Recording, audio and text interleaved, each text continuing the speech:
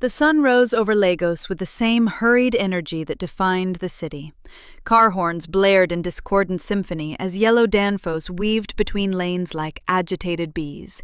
Street vendors called out with raspy voices, hawking akara, newspapers, and recharge cards.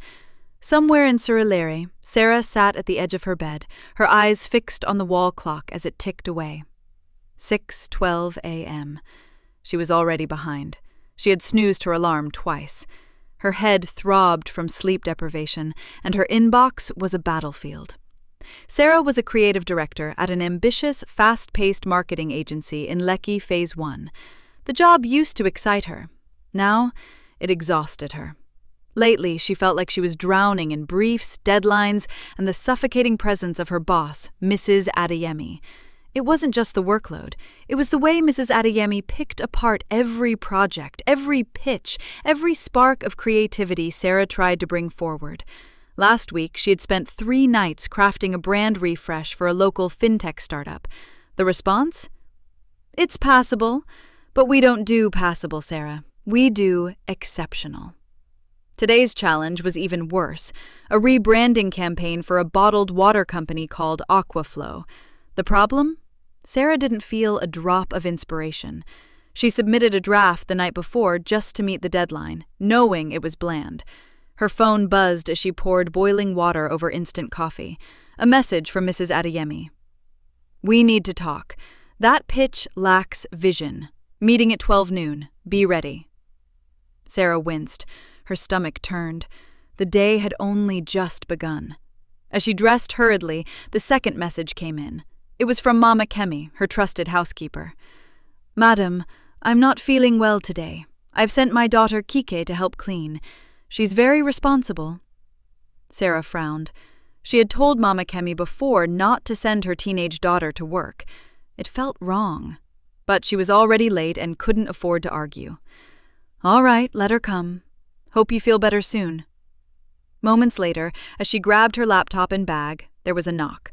Sarah opened the door to see a slender girl with bright eyes and well-braided hair. Good morning, Ma, Kike said with a shy smile. My mom asked me to help you clean today. Sarah nodded, exhaling. Okay, come in. Just tidy up the living room and kitchen. There's food in the fridge if you're hungry. She left Kike to her task and stepped into the Lagos chaos. Work was a blur of stress. The office buzzed with a kind of manic energy that bordered on panic. Deadlines loomed like storm clouds. Sarah's junior designer, Emeka, was furiously trying to fix the kerning on a mock-up while glaring at his screen. I told her Helvetica looked flat, he muttered. But no, she wanted clean and safe. Now she hates it. Sarah barely nodded. Her mind was locked on her own problems. The morning meeting turned into a quiet grilling. Sarah presented her campaign slide deck to the senior creative team and Mrs. Adeyemi. She tried to sound more confident than she felt. The room was silent until Mrs. Adeyemi sighed and tapped the table. This is underwhelming. She clicked through several slides. Where is the emotional hook? What makes this different from every other bottle on the shelf? She paused on a slide showing a smiling family enjoying a picnic. Then she leaned back in her chair. Sarah, this feels like one of those tired church billboards on the expressway. You know the ones. A smiling family, a Bible verse, a blue sky. Absolutely no imagination. A few uncomfortable chuckles moved around the room. Safe, predictable, forgettable. She clicked to the next slide. Our client isn't paying for a sermon. They're paying for a campaign. Sarah felt heat rise in her chest. There it was again. Another church joke. Another comment that seemed aimed directly at her. Sarah was open about her faith. Most people in the office knew she attended church regularly and volunteered with her media team. Lately, she had begun to wonder whether Mrs. Adeyemi saw her as the Christian creative instead of simply a creative. Maybe she was imagining it. Maybe she wasn't.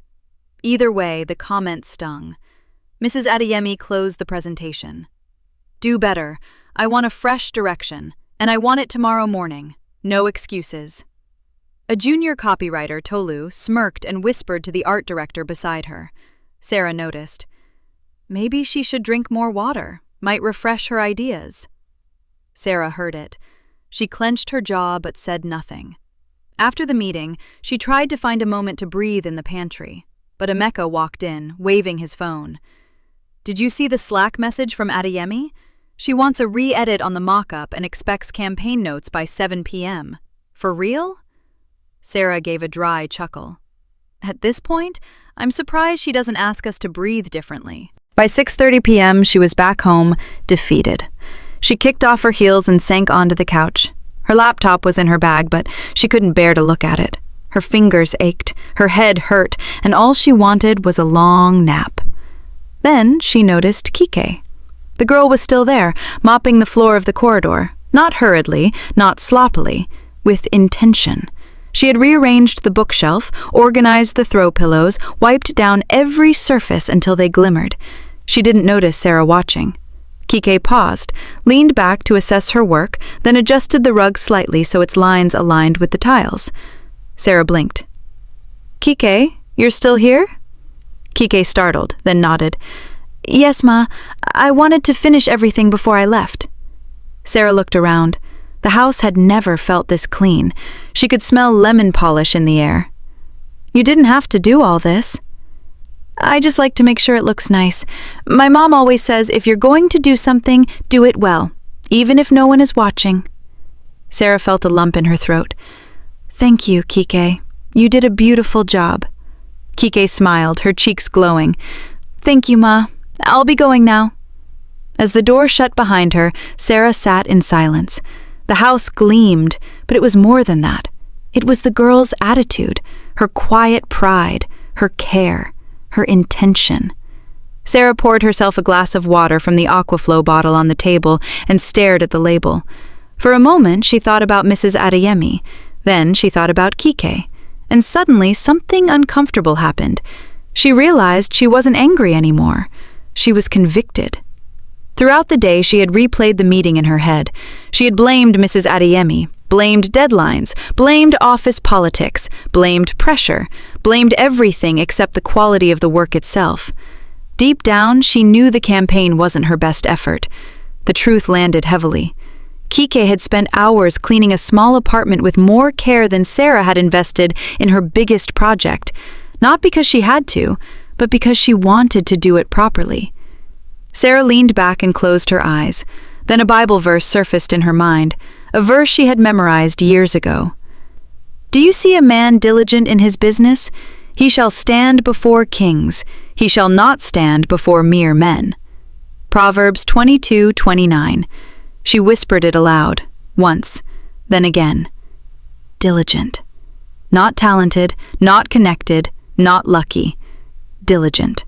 The word echoed in her heart. For weeks she had convinced herself that she was a victim, that her boss was the problem, that the circumstances were the problem.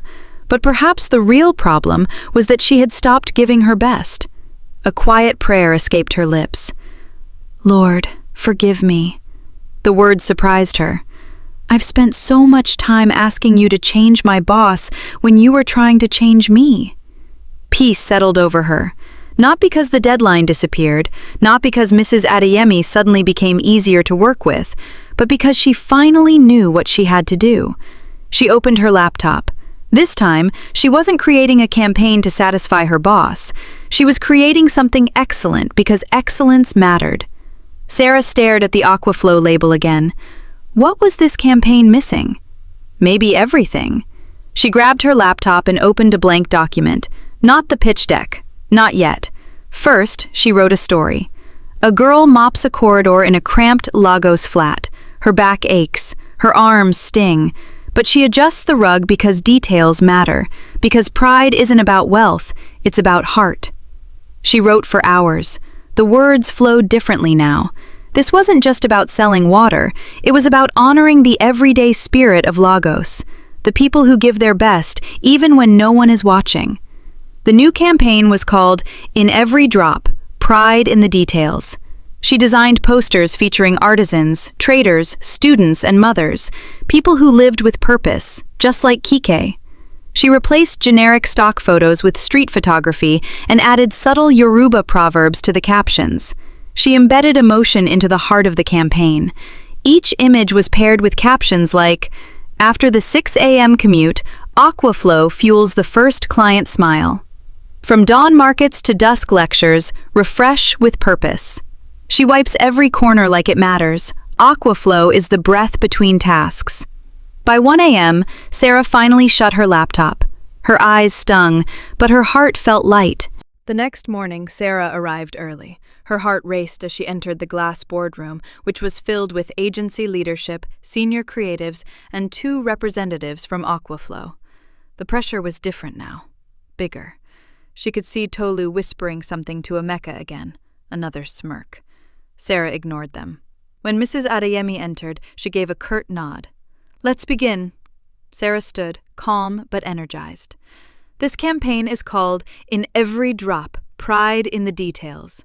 The first slide appeared, a teacher marking examination papers late at night. Beside her sat a bottle of Aquaflow. "This campaign is built around a simple truth," Sarah said. "The people who move Nigeria forward aren't always the people on magazine covers." The next slide appeared. A tailor bent over a sewing machine, a mechanic repairing an engine beneath the afternoon sun, a trader arranging produce before dawn, a cleaner carefully polishing a floor. Each image featured Aquaflow, present, refreshing, replenishing. These are everyday people who give their best, whether anyone notices or not. Another slide appeared, a bottle of Aquaflow covered in beads of condensation. When people pour themselves into meaningful work, they need refreshment.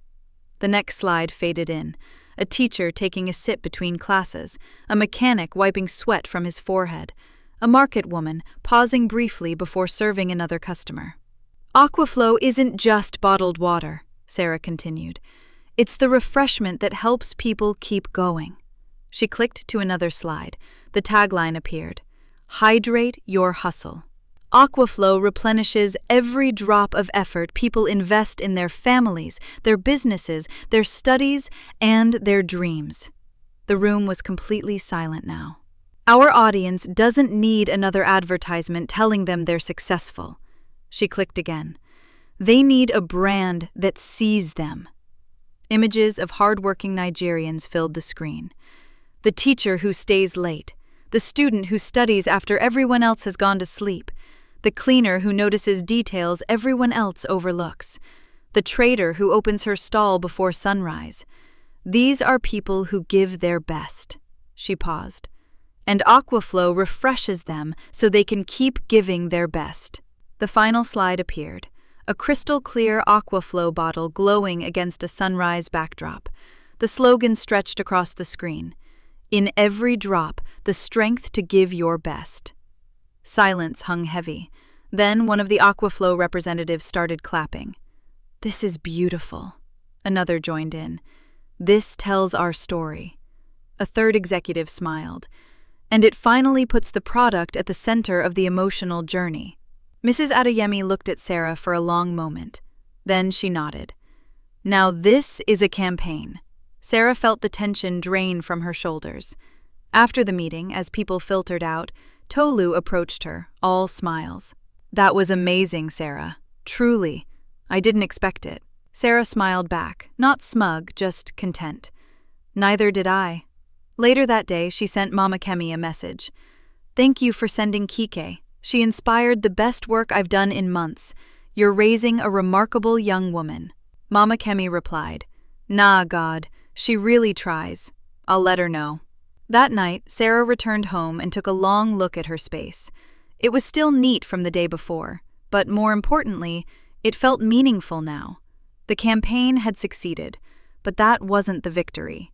The real victory had happened the night before, the moment she stopped making excuses, the moment she remembered that excellence begins long before recognition. Her eyes drifted toward the perfectly aligned rug, and she smiled. The verse returned one final time. "Do you see a man diligent in his business? He shall stand before kings." Giving her best was her responsibility, and for the first time in a very long time, Sarah was ready to do exactly that. She poured another glass of water and raised it in a quiet toast to the girl who reminded her what it means to care, to take pride in the details, and in every drop. If you enjoyed this story, please like, comment, and subscribe. We like having you here. See you next week with another motivational and faith-based story.